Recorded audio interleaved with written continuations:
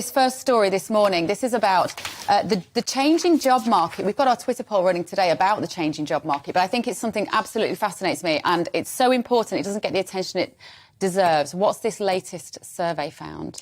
So they found that over 55s are more likely to lose their jobs to robots than younger people, and up to 10 million workers in the UK could be replaced by artificial intelligence within 15 years. I think this is really worrying because actually this study suggests that older people are not being retrained and, to use a horrible term, reskilled in the same way that younger people are, because businesses are not regarding it as an investment because they're coming towards retirement age, and so they're simply being laid off. But obviously these people are not at pension age. They still need to make a living. It's much harder to get another job when you're later in life.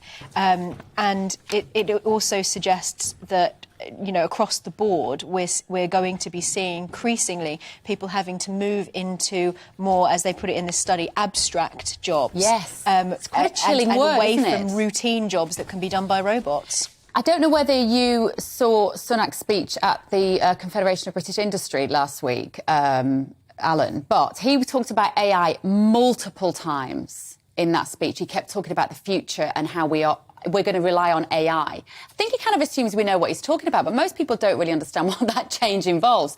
And I find this really chilling, because what are these people who are over 55 going to do? Very old, over 55. I mean, you're not that yet, Alan Miller, I know that, but you'd be considered a write-off at 55.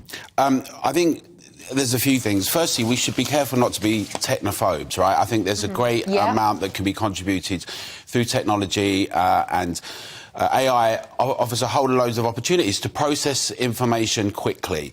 Let's not start turning it into this Frankenstein idea. We're in control of technology, and that's to the point of workers as well. We make decisions about how we organise things in the workplace. There's no reason why they absolutely should not be being written off. At 55, when you've got levels of experience, we should have continuous training in the workforce ongoing. We should provide opportunities. Those ranges of skills and experience can provide huge opportunities for the next generation. What we have to do is have much more research and development investment. We have to have a belief that people can transform things. And as our technology develops, we retrain and redevelop. And actually, this goes also to the discussions about retirement age and actually older people generally. There's such a wealth of experience that we could be harnessing, and then we're missing a trick with that. So let's not be technophobes or technophiles. Let's enhance the use of technology. Let's keep doing R&D. But also, let's utilise the most important thing within that, which is people. And our skills are always going to be changing. In a dynamic, robust economy, we want to be encouraging that, but also saying let's have retraining and provision for everyone. Does it worry you, Claire? Because I don't want to sound like a Luddite, like Alan's saying, but I feel like there's a sort of lack of humanity when we talk about these stories of what it means to be a human. What worries me is that this is a made-up story because we haven't got enough artificial intelligence in the workplace. I mean, this is what would happen if we had the robots. My problem is that we live in an economy that's not investing in new technology and the kind of technological changes that would, in fact, increase productivity. And people shouldn't be frightened of that, because an increase in productivity means that you can do more work in less time, which means that you can actually improve the standards of living for everyone because you can create more. At the moment, we live in an economy in which actually ordinary people are doing jobs that robots could do, and they're doing them often on 0 hours contracts with no technological support.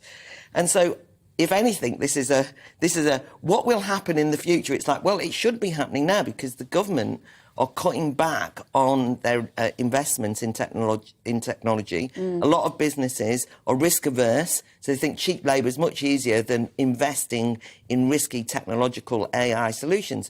So, for me, we shouldn't be frightened about what will happen when the AI robots come in. We should be worried about the fact there's not enough of them. And then, Alan's absolutely right, I think, and the points that Emma made about older workers, Alan made about the fact that once you've got the technology, that doesn't mean that you dump people on the scrap heap, but it does mean that you've modernised your industries